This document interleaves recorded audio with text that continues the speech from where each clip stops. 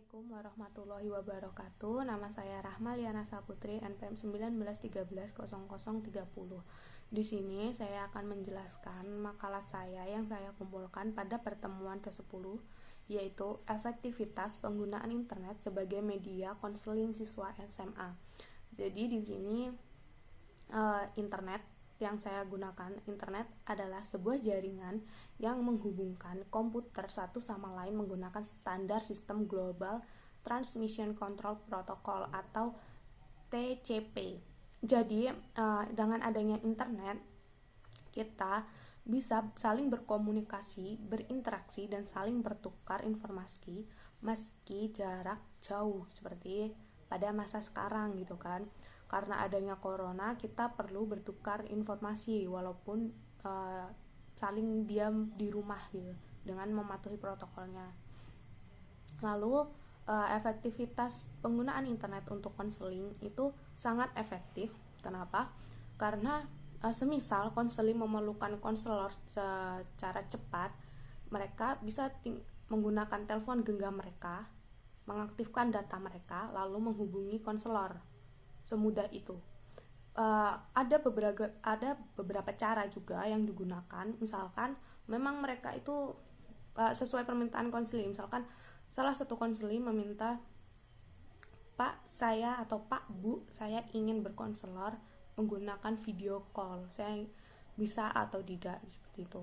Jika melakukan video call itu sebenarnya sama seperti saat kita melakukan tatap muka secara langsung. Penyampaiannya pun sama seperti itu.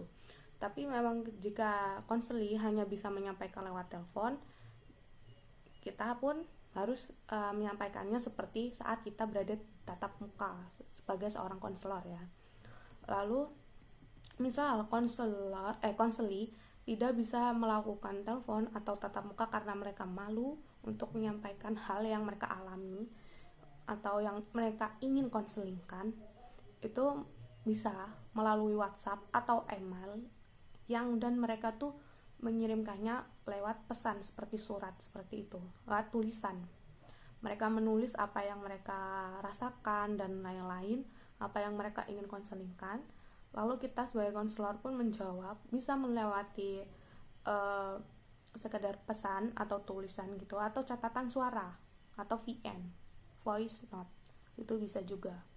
Karena adanya internet ini pun kita sangat-sangat terbantu gitu. Dengan adanya internet dapat memudahkan siswa dalam melakukan konseling seperti video call, telepon, lalu bisa juga mereka hanya mengirimkan pesan seperti itu. Di era sekarang pun internet itu menjadi sebuah penolong gitu kan. Selain efektif, kita juga dapat mematuhi protokol yang diterapkan oleh pemerintah. Lalu saran saya, kita sebaiknya tuh harus pandai-pandai menggunakan internet dan jangan pernah berkata sembarangan di internet jika memang tidak perlu. Berbicaralah seperlunya, seperti itu. Karena internet pun